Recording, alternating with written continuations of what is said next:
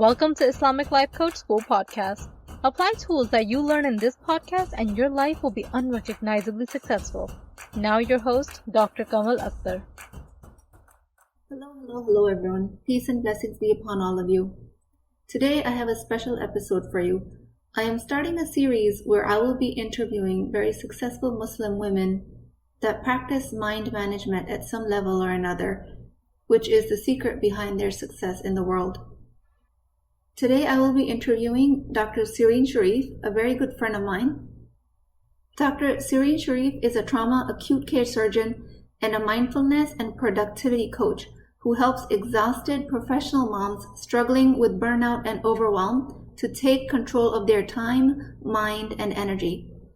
Her MAPS, Mindful and Productivity Systems Framework, is a powerful tool that combines the energy of mindfulness with the scientific principles of habit building and your unique systems of productivity.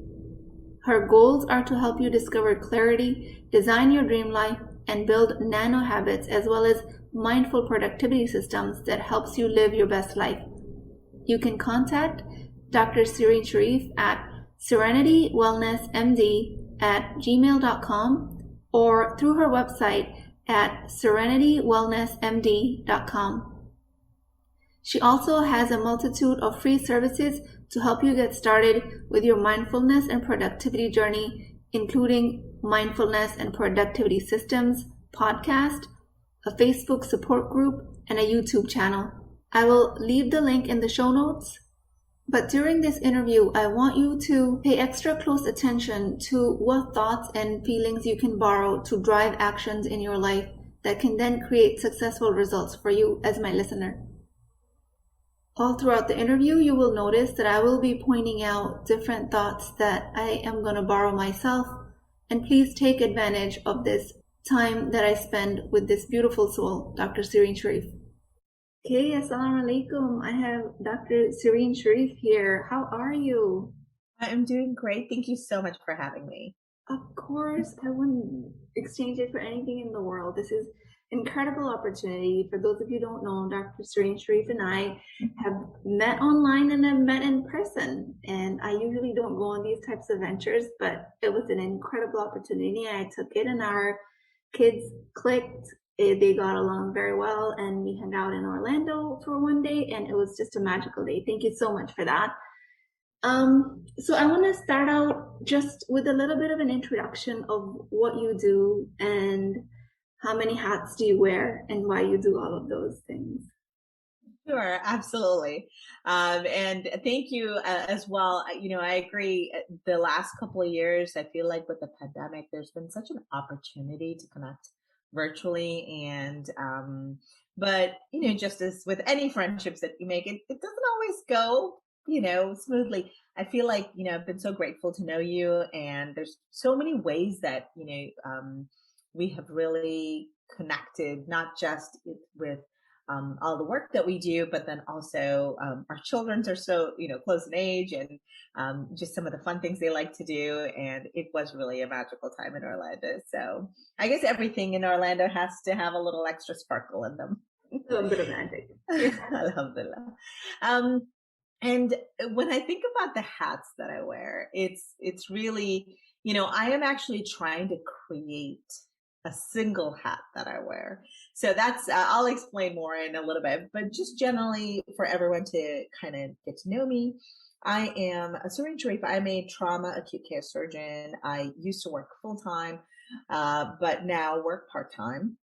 And I have 3 children, ages 8, 13, and 17 in a couple of months. So I am, I'm living the elementary, middle, and high school all at once. And soon, I guess, the college adventure, InshaAllah. So with all of the hats that we wear, what I've found is that it's really easy for our brain to keep telling us that we're overwhelmed. And I lived in overwhelm for a long time. I thought that was the only option. I really didn't know that it could be any different. And in fact, I would say it started during my surgical training, my residency. But definitely during practice, I experienced a lot of burnout and just feeling like, I'm barely keeping it together in all areas, and just, feeling just that deep sense of unhappiness. And I wasn't sure why. I had a lot of anxieties and unhappiness, and it's just really kind of struggling with that area. And what ended up happening, really, I thought it was the worst thing that could happen, but it ended up being the best thing. And really, what helped me is I hit that point where I literally felt like I could not take another step forward. I couldn't keep doing what I was doing. And so I ended up handing in my resignation and taking some time off to figure out what I wanted to do. And I started to teach medical students. I started doing surgery part-time, and I found myself again doing the juggling act. And I'm telling myself, how is it possible that I'm still, I still feel like I'm getting burnt out, because I just had never learned to say no. So when people ask me for something or for help, or can you do this project, or can you do that activity, I just never learned how to manage my own mind around time. So I would say with all of this, what I learned is that I can only wear one hat at a time. So really, by connecting to mindfulness and being present and connecting to that one hat that I wear each time, I feel like that is probably what really helped me stay focused and do what I love, but in a way that is human and kind to myself. Wow, mashallah. That's so deep, because the concept of just wearing one hat, because especially as women, we are being pulled in all different directions. And like you say, you can hand in a resignation from your full-time job, but then you'll end up doing the same juggling act in different areas of your life, because like you say, the key is that you never really learn to manage the mind, which is what needed to happen. And I'm glad that it did for you. I mean, it sounds like that it did for you, but I'd like to explore that more. But I also want to explore what you said was very interesting, and I think it's going to benefit a lot of my listeners, is about you never knew that overwhelm was optional. Like, can you explain why that is, and how do we create that over and over again if we have a choice of not creating it? Let's say if you do want a high productive life, like somebody of a trauma surgeon, or a job of a CEO, or somebody that's supposedly in a high performance type of a job, then is overwhelm a choice? Yeah. So I think it comes back to actually a point that you just, made so beautifully, which is we have a pattern of behavior. We have a pattern of thought, and it doesn't matter if, we switch jobs, if we, switch marriage, we get divorced. I mean, people think, oh, it's my husband, or it's my job, or it's my kids. And you think by changing your external circumstances, what is around you, that somehow things will be different in the future. And I thought so too, and it's normal, because that's what we hear from everyone around us. Oh, it's just your work. It'll get better when you graduate, college. You'll get better when you graduate residency. But if we all have a baseline way of, thought and behavioral pattern habits, and so what happens is overwhelm. I had my 8-year-old tell me she's overwhelmed, right? So overwhelm and this culture of keep doing more. You got to hustle, you got to do more, you got to work hard, because the only way you can ever do anything is by working hard. So we are raised in this culture of just doing more and not really taking the time to look at what is it that we're doing? Why is it important to us? What do we want to achieve in life? Not everyone's the same, right? So maybe child A is interested in the math and science fields, but then child B is interested in the arts. And there's just, I think, a lot of thoughts that we have maybe as parents. Oh, this is the only way to do stuff. You have to work really hard. That's the only way you can get a good grade and go to college. And so I think that ultimately it comes to that. People who are in high performing jobs they are used to working hard. They're used to hustling and doing all of the things. And to a certain degree, their work ethic essentially kept the overwhelm at bay. Well, as you start getting into those higher thought, fields where you're really functioning at a higher level, there's a lot on your plate, and you have to have clarity on what is important and be able to manage our feelings around those tasks. So it could be that, you apply for a job, for a promotion, say, and in your mind, what you're thinking is, well, but if I don't get the promotion, then what is that going to mean about me? What is my self-worth? What is my, am I going to be enough? And so our brain automatically tries to say, oh, you don't really want that, kind of keep us in overwhelm, or even self-sabotage. So we don't, like, procrastination is a form of self-sabotage that we do because we find it hard to manage our feelings around a task that we know would be good for us or that we want to do, but we are just struggling with managing our emotions.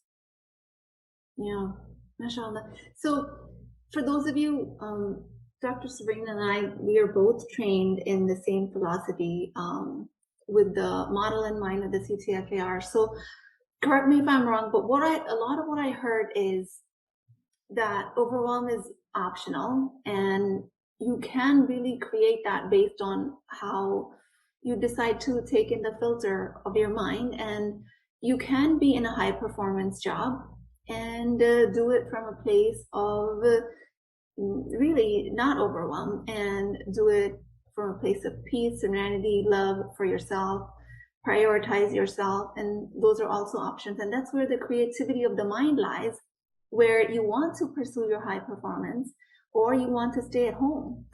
And either case, the brain will have a tendency of creating overwhelm, and in either case you have the choice of letting that happen or not. And that's where the whole mind management and really polishing that filter, that talent, comes in. So it's really fascinating where you took it back to saying that we continue to change our circumstances. We switch jobs, we switch husbands, we hope to switch children, but that's not possible yet. We move, right? We move from, A to B, thinking, oh, when we move to that city or that country, or, and it's so fascinating, like you say, that the environment keeps reinforcing that just change what's around you and then things will be better, or just get over this stage and things will be better. Well, what I'm really hearing is that it really can't be better, because you're taking the same mind from each circumstance to the next, and the mind will find more problems in the next circumstance. So that's a very beautiful insight, and thank you for sharing that. So as a life coach, when you deal with your clients or when you tell people that that's what you do, what is the biggest misunderstanding that you have to deal with about both of your careers? And like you say, you're wearing one hat, but you're doing it individually as a surgeon, as a mom, and a life coach. Yeah. So I can say, there's misunderstandings in all of those fields, but just to take it to the area of coaching. So I specifically coach on mindfulness and productivity systems, so looking at habit building, how do we build that daily intentional presence? How do we connect to each of the hats that we wear, all of the things, right? And most people think that it's about the actions. So they think, we got to do more. How are you more productive? You're a productivity coach. So how can I do more is usually the question that I am asked to help them with. And I have to help them understand that it's actually not about doing more. Mm-hmm. It's about doing less, but really being intentional about what you do so it has the most value for you.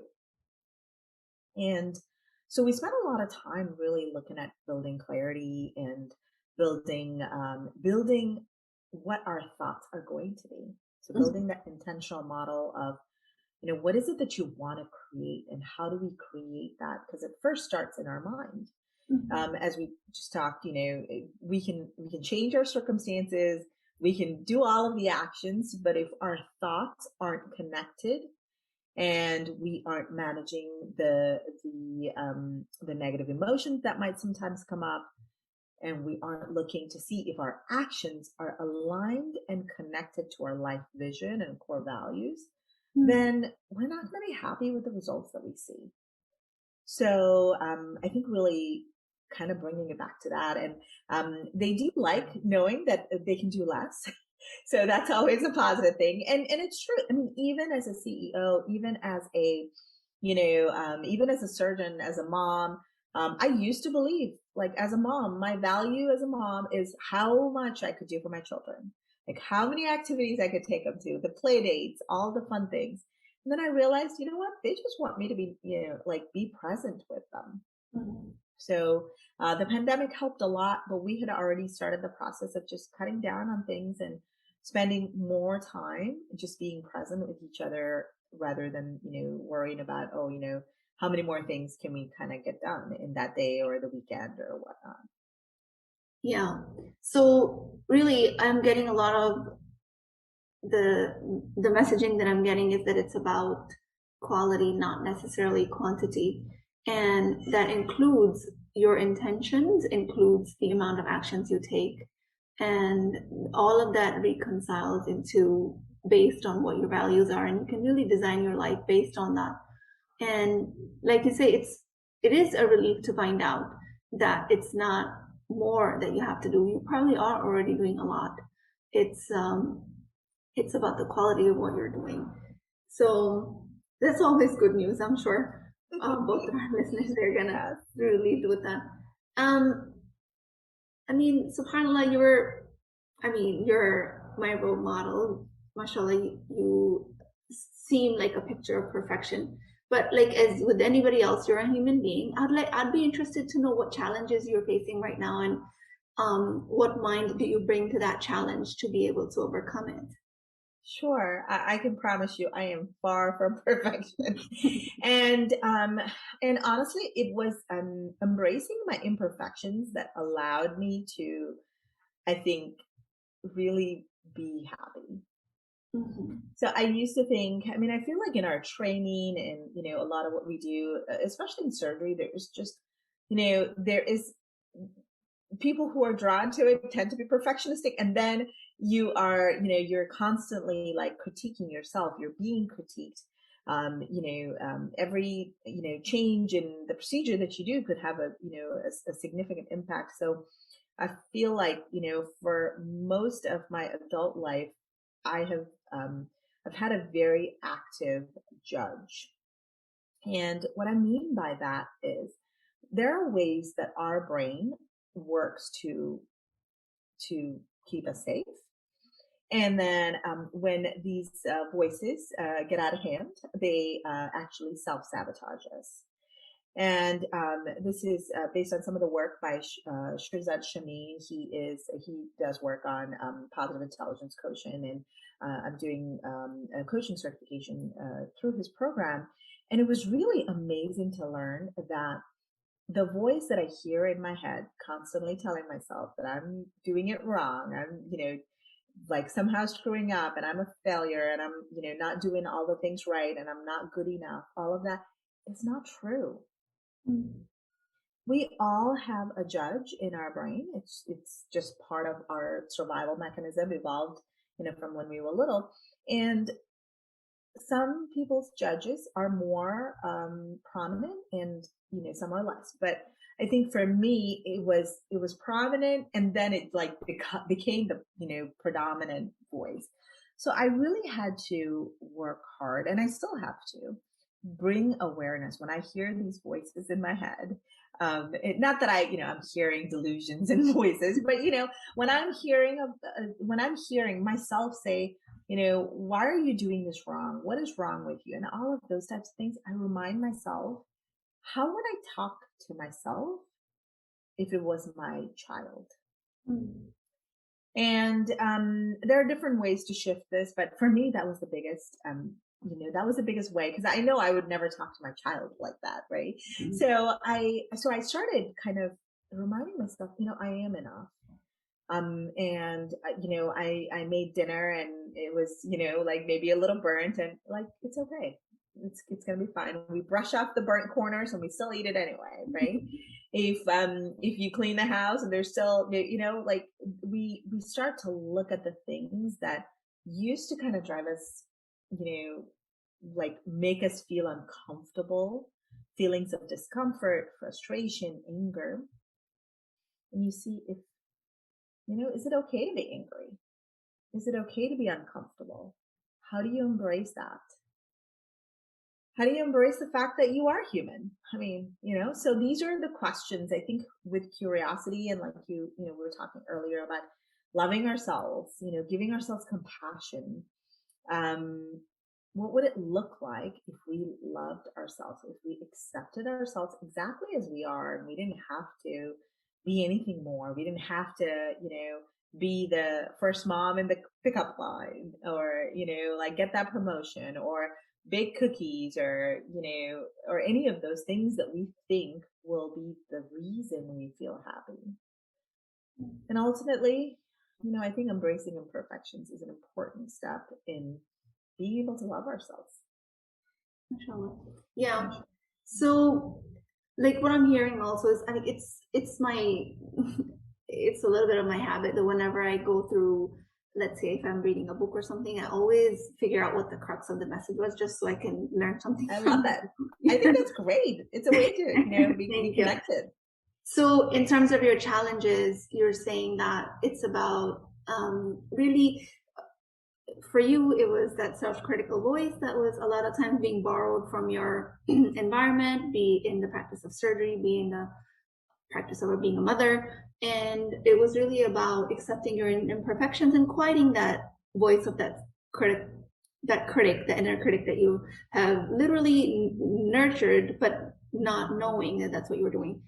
And it's interesting that you mentioned PQ, because I'm enrolled in his program, and I remember asking you about it. And it's funny because when I approached you with that and you're like, oh, I already am in that certification, I'm like, oh, that's so great. And then, because his philosophy aligns with mine. And I was developing this way before I came across his work, but I'm so glad that neuroscience backs this up, because in Islam, it says the same thing, how we were created with this self-critical voice, which is the nafs, which the shaitan feeds on. And if you don't stop to question that, or if you don't stop to say that, okay, I don't have to believe it, it's going to continue to run like a script, and it's going to continue to run your life. And then you stop to listen to the voice of your soul, your higher being. And that is when you accept your imperfections, because that's how Allah subhanahu wa ta'ala created you. That is when you stop listening to that inner critic. So when I came across the work, it spoke volumes to me, and I'm excited that I'm actually starting that next month. So it's very much in line, like all of these scientific findings are very much in line with our religion. Nothing in science really disproves the presence of God. It's just our limited mind that we might not be able to connect the dots quite yet. So it's very interesting, all of that.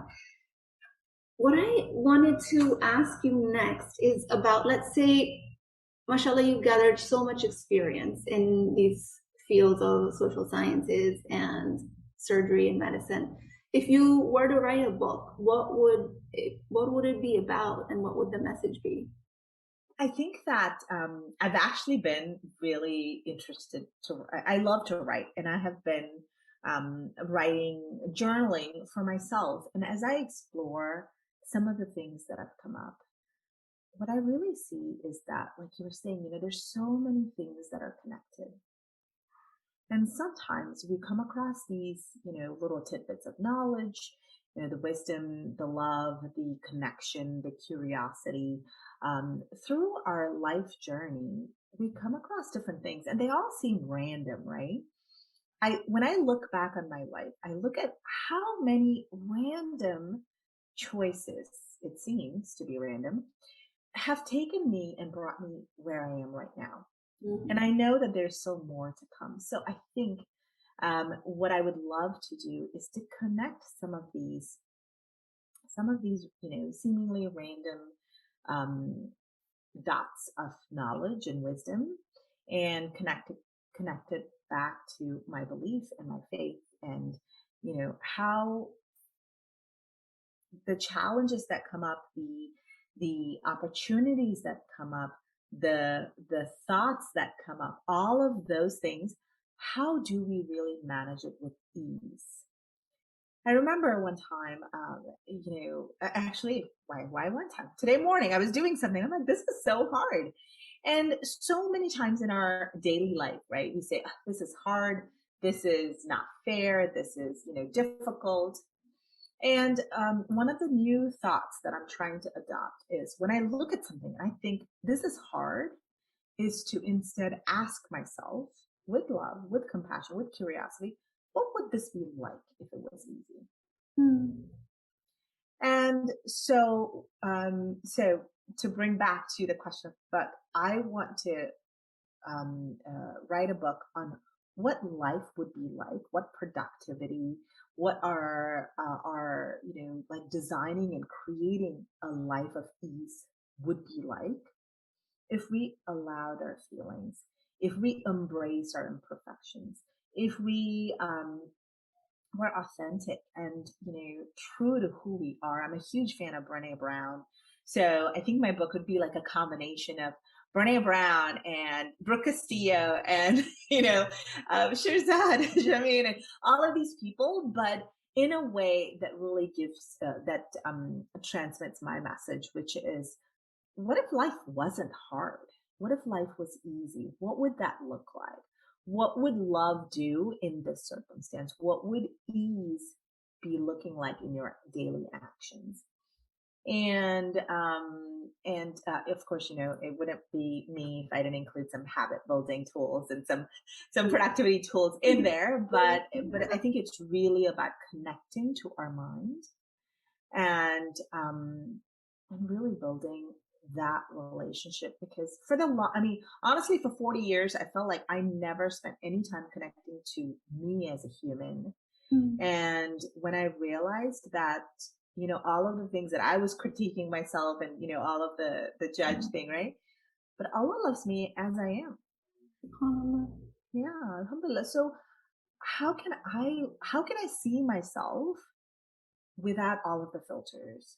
How can I love myself? How can I create a life of ease and in a way that is connected to not just me, but to my family, to my environment, in a way that we're not like, comparing and despairing and, getting frustrated and getting annoyed and, all of the things that come up when we're like, why is this person doing that? And why is it so hard? And, I can't get up in the morning, and all of the things that we say, what if it wasn't so? So I think that's what I would want to.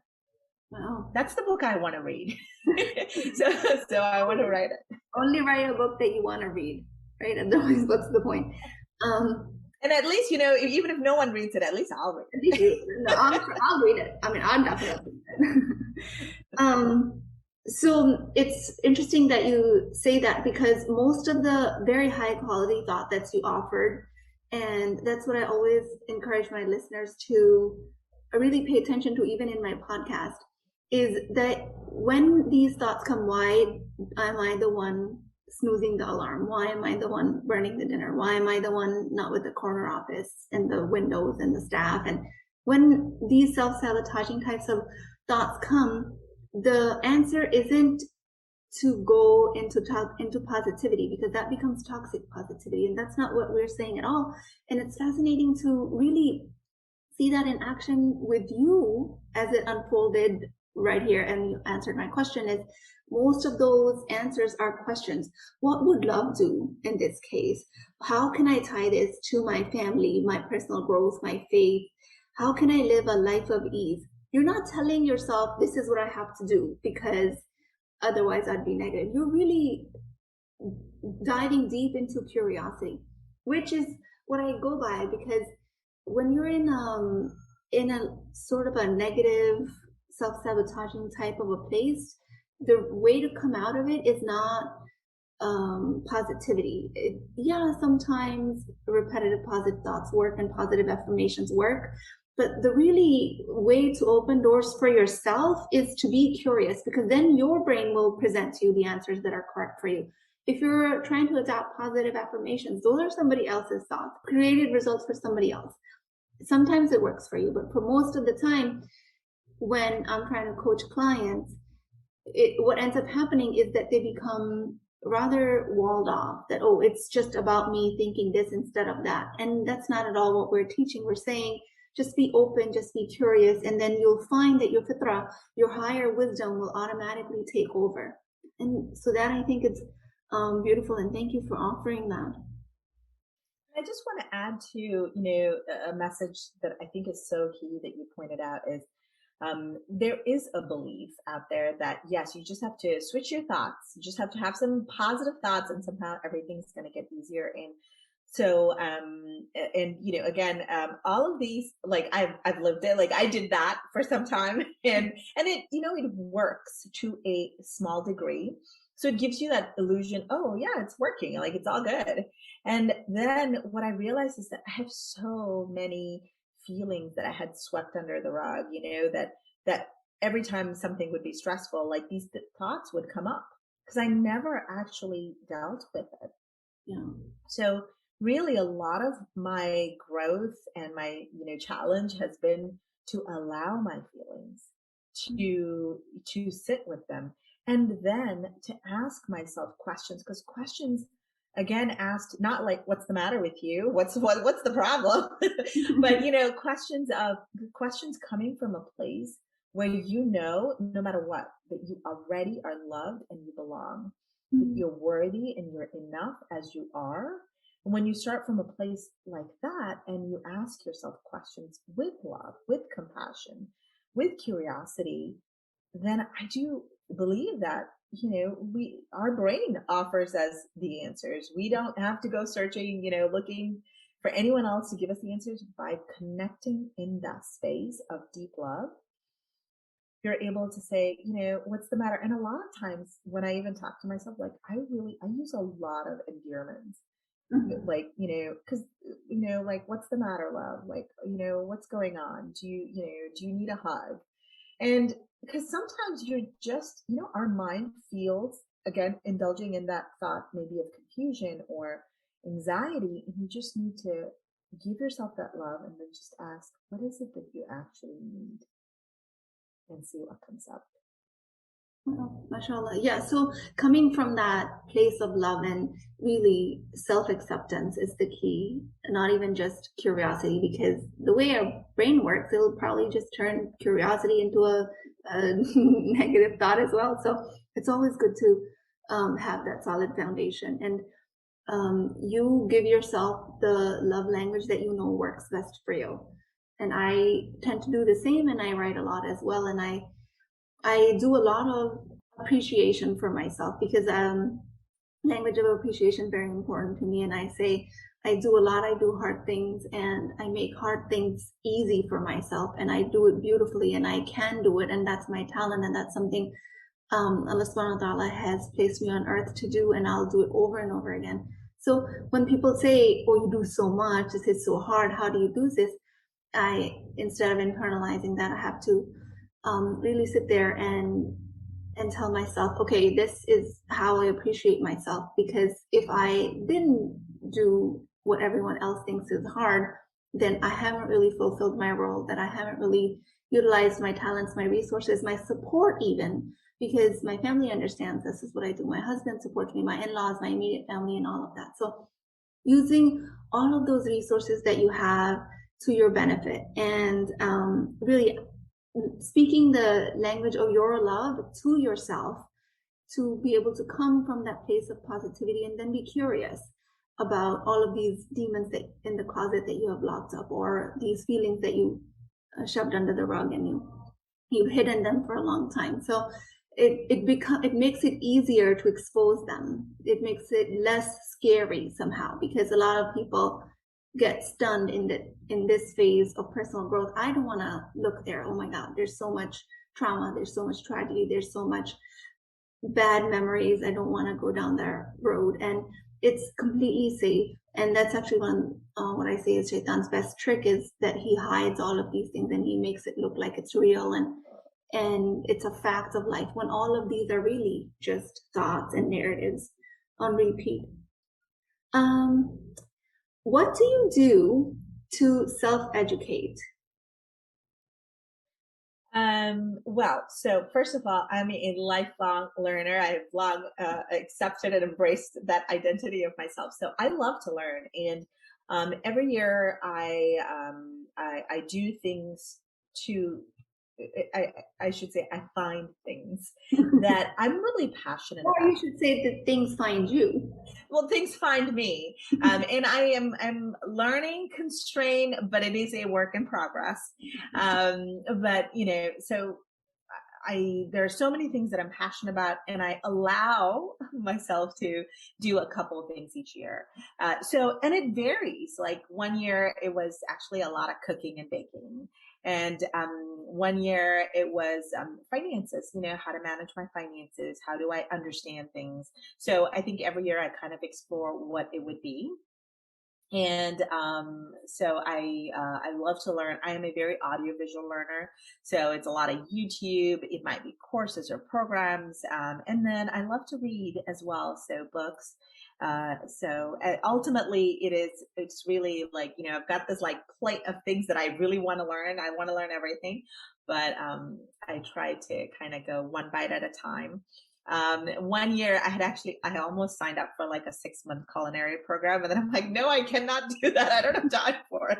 Or that wasn't, where I wanted to put my time for those 6 months. So I have a lot of interest for sure. Yeah.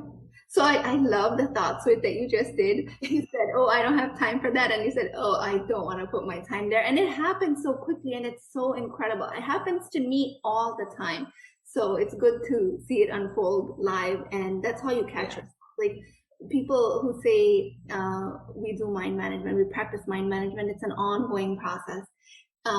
One thing I want to also kind of touch back on is that when you say you allow yourself, you're really giving yourself a choice. You allowing yourself to learn about finances. What ends up happening is this freedom of choice is where a lot of opportunity lies. And I don't think we as humans give ourselves that choice. We have a lot of choices. The brain says, no, this is what you have to do.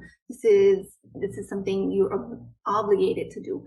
And that's when we kind of box ourselves in and not really explore all of our talents. One thing I want to explore with you, what do you think allowing a feeling really means? So I can tell you kind of what I do. The allowing a feeling is really where you're not trying to switch the thought that caused the feeling. You're not trying to change or not that your feelings are caused by circumstances, but you're not trying to, how do I change my circumstance? How do I change my thought? How do I change my actions? You think by changing any of those things along the line that somehow your feeling is going to change. And I believed that too. I thought, I just have to change my thought up. And when I really embraced that, no, it's just, I'm feeling angry right now. And when I allow that, or I'm feeling sad. A couple of days ago, I felt really sad. There were just a couple of things going on, and I just spent the day allowing that feeling to go through my body. I felt where it was. You pay attention to how that feeling vibrates, or moves through your body. Where would you feel a knot in your stomach or a tightness in your chest? That is not related to chest pain. That day, like I went for hot yoga, and like as I was moving through my yoga poses, I was just feeling like, well, is that feeling moving through me now?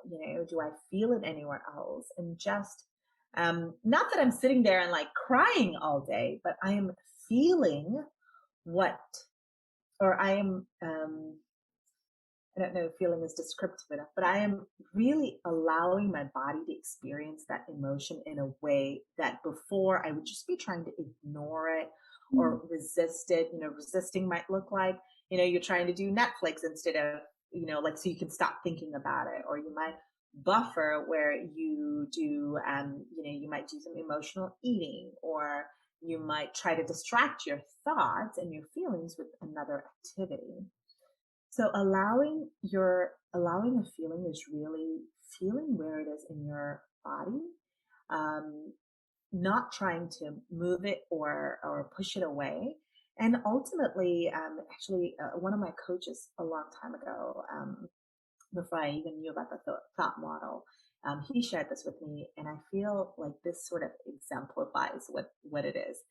You know how when you go to the beach and the waves, they come and they go?